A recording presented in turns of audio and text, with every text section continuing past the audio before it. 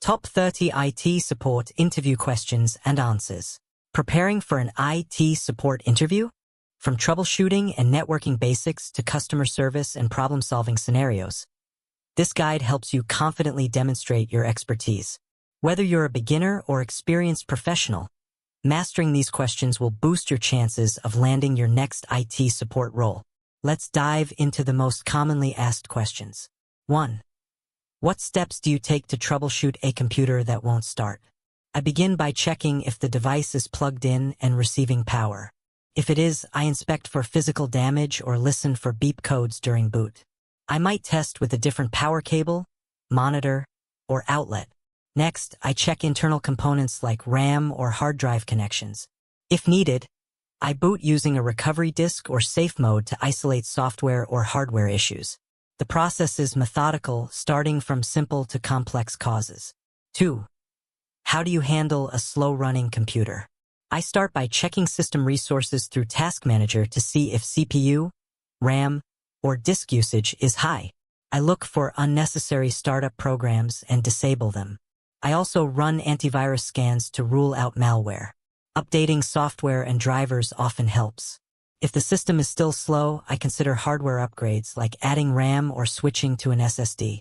The goal is to identify whether the issue is software-related or hardware-based and apply the right fix. 3. What is the difference between a router, a switch, and a hub? A router connects different networks together and assigns IP addresses, typically providing internet access. A switch connects devices within the same network and forwards data only to the intended device using MAC addresses, making it efficient. A hub is a basic device that broadcasts data to all devices on the network, regardless of the destination. Hubs are outdated and inefficient compared to switches. Understanding this distinction helps with setting up and troubleshooting network issues effectively. 4. What is DNS and how does it work? DNS stands for Domain Name System. It translates human-friendly domain names like example.com into IP addresses that computers use to communicate. When a user types a website URL, the DNS server is queried to find the IP address of the destination server. If the address isn't cached locally or by the ISP, the query is sent to root and authoritative DNS servers. DNS plays a critical role in web browsing, email delivery, and many internet-based services. 5. How would you fix a printer that's not printing? I start by checking if the printer is turned on and connected properly via cable or network. I ensure it's set as the default printer and has paper and ink. Next, I look for any error messages or print queue backups. Restarting the printer spooler service or reinstalling the printer driver often resolves the issue. If it's a network printer, I verify IP connectivity. Finally, I test with a different device to rule out host system issues. 6. What are some common BSOD blue screen of death errors you've encountered? Common BSOD errors include IRQL_not_less_equal, page_fault_non-paged area, and system_service_exception. These can be caused by faulty RAM, corrupt drivers, hardware failure, or software conflicts. When encountering a BSOD, I note the error code, check event logs, and may run memory and disk checks. Updating or rolling back drivers and checking hardware connections can help. In persistent cases, I perform a clean boot or system restore to isolate and fix the root cause. 7. How do you handle user account lockouts in Active Directory? First, I confirm that the user is indeed locked out by checking in Active Directory Users and Computers, ADUC. I unlock the account and ask the user to reset their password if necessary. To prevent future lockouts, I check for saved passwords on other devices, such as mobile email apps or map drives, that might be causing repeated failed logins. I also use event logs or tools like lockout status to trace the source of the lockout. 8. How do you map a network drive? To map a network drive in Windows, I open File Explorer, click This PC, then select Map Network Drive. I choose a drive letter and input the shared folder path using UNC format, e.g., server name shared folder. If needed, I enter credentials and check Reconnect at Sign-In to make it persistent. For multiple users, I may use group policy or scripts to automate the mapping process. It helps users access shared resources efficiently and securely. 9. What steps do you follow to remove malware from a computer? I start by disconnecting the device from the network to prevent spread. Then, I boot into safe mode and run a full antivirus and anti-malware scan using tools like Malwarebytes. I review startup entries and installed programs for suspicious items. If needed, I use a bootable rescue disk for deeper scans. After removal, I clear temp files, change passwords, and update the OS and antivirus. Education on safe browsing often follows to prevent recurrence. 10. What is safe mode and when would you use it? Safe mode is a diagnostic mode in Windows that loads only essential drivers and services.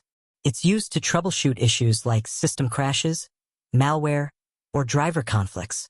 By booting into safe mode, I can isolate whether a problem is caused by third-party software or drivers. It's also useful for uninstalling problematic applications or updates. There's also safe mode with networking for online access. It's a crucial first step in many troubleshooting workflows. 11. How do you prioritize multiple support tickets during a busy day? I assess each ticket's urgency and impact. Critical issues affecting many users or key business functions are addressed first. I use the ticketing system to categorize, assign, and update statuses. Communication is key. I notify users of expected wait times and resolutions. If needed, I escalate unresolved or high-priority issues. Staying organized with task lists and time tracking ensures I handle requests efficiently while maintaining quality support for all users. 12. Can you describe a time when you dealt with a difficult user? How did you handle it? Yes, I once assisted a user frustrated about recurring email issues. I stayed calm, listened actively, and acknowledged their concerns without becoming defensive. I explained the steps I would take and kept them informed throughout the process. After identifying a corrupted Outlook profile as the issue, I rebuilt it and restored functionality. The key was empathy, communication, and a prompt solution.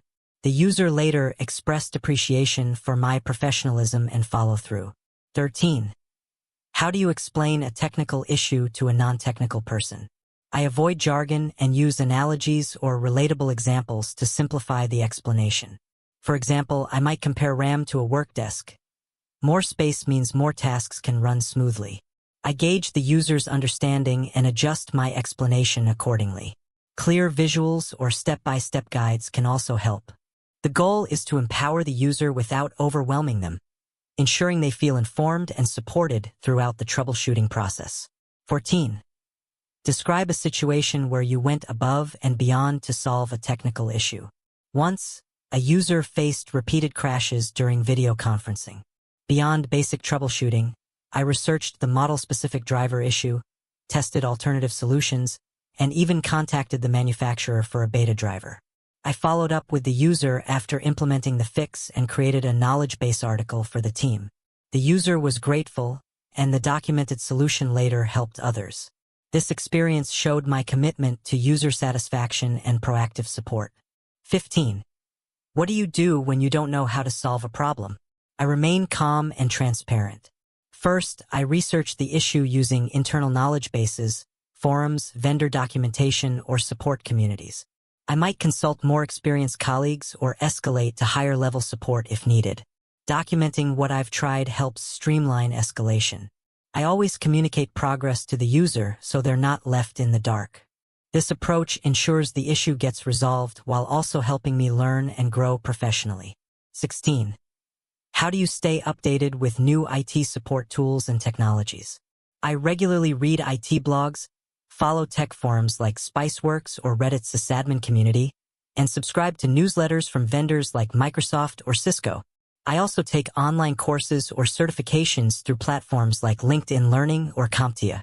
Participating in webinars and IT meetups helps me stay connected with industry trends. Staying updated ensures I provide relevant, efficient support and adapt quickly to new tools and challenges in the IT landscape. 17.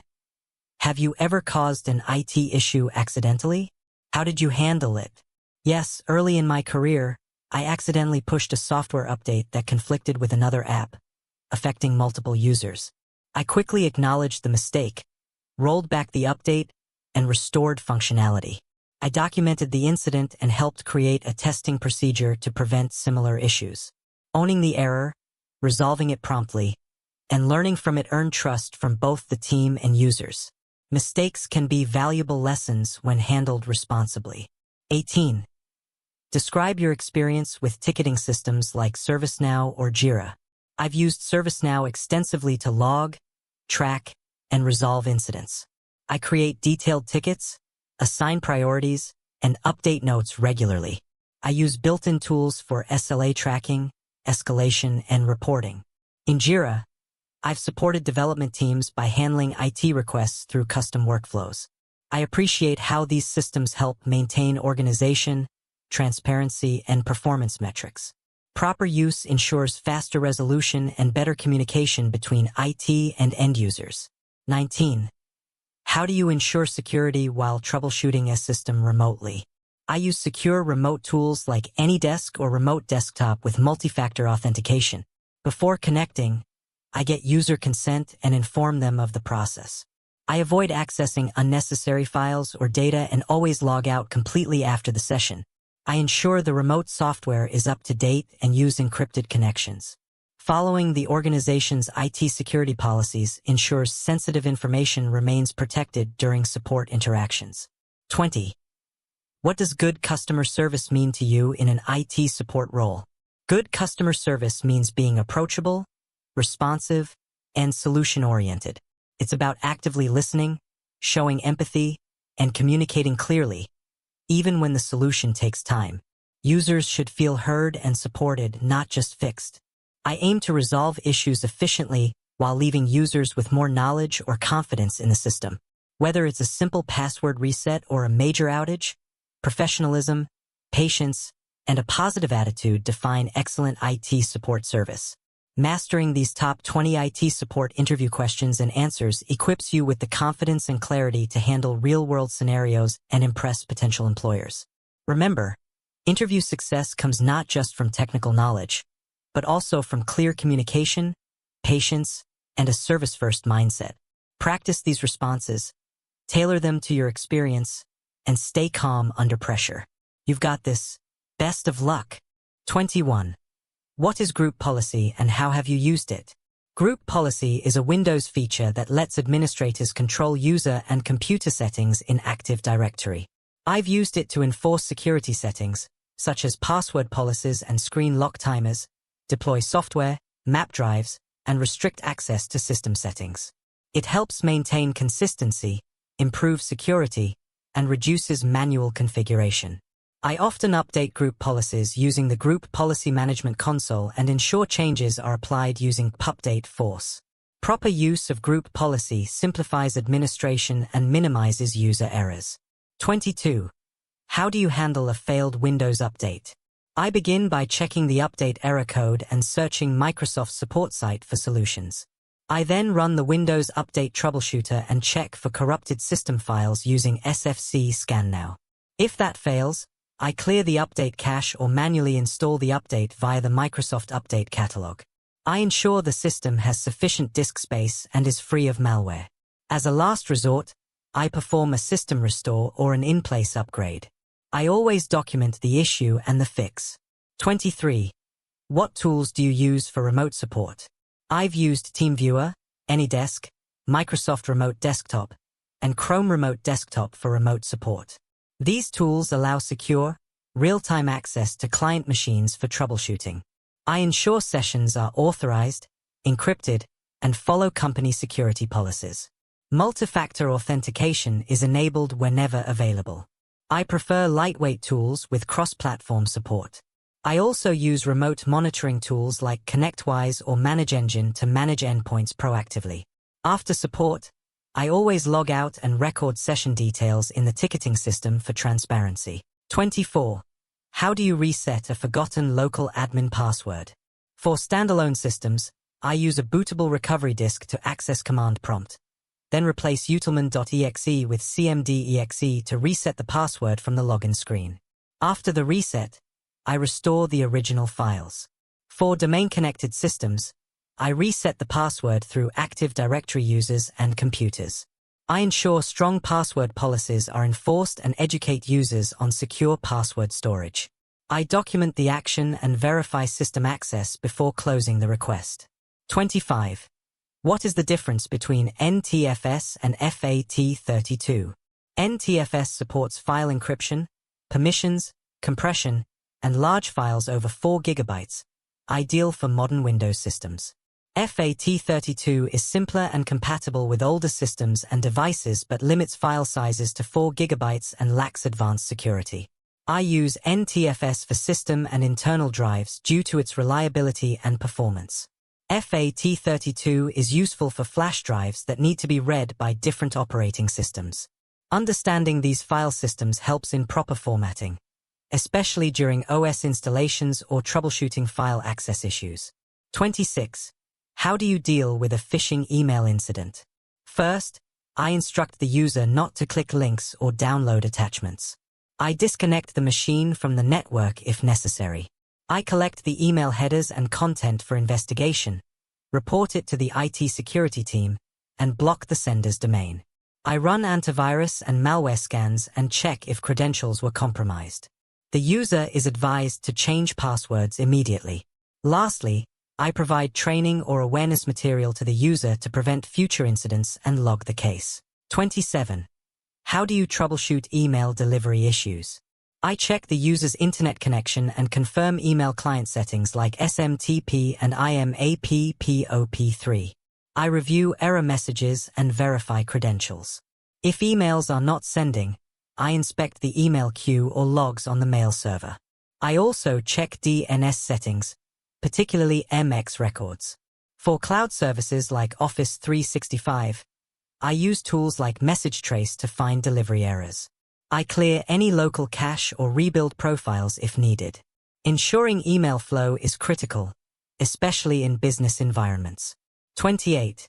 What's your experience with imaging or deploying operating systems?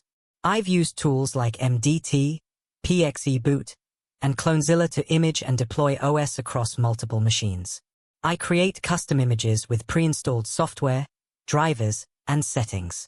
Deployment saves time during onboarding or refresh cycles. I test images before rollout and ensure they meet company standards. I've automated driver injections, software updates, and post-install scripts. Imaging ensures consistency, reduces setup errors, and improves efficiency for large-scale deployments or disaster recovery situations. 29. How do you test and replace faulty hardware? I first diagnose symptoms like no boot, beeping, or crashes. I use diagnostic tools, Memtest86 for RAM, Crystal Disk Info for hard drives, and BIOS UEFI diagnostics for motherboard or CPU checks. I swap parts one at a time to isolate the faulty component. Once identified, I replace the hardware following antistatic precautions. I test the system after replacement to confirm stability. Finally, I update drivers or firmware if needed and document the repair in the support system. 30. How do you document technical procedures? I use tools like Microsoft Word, OneNote, or Confluence to write clear step-by-step instructions. I ensure the language is simple and structured so that both IT staff and end users can follow it. I regularly update documents based on new findings or system changes. Documentation is stored in a shared repository for team access. Proper documentation saves time, ensures consistency, and supports onboarding or escalation processes.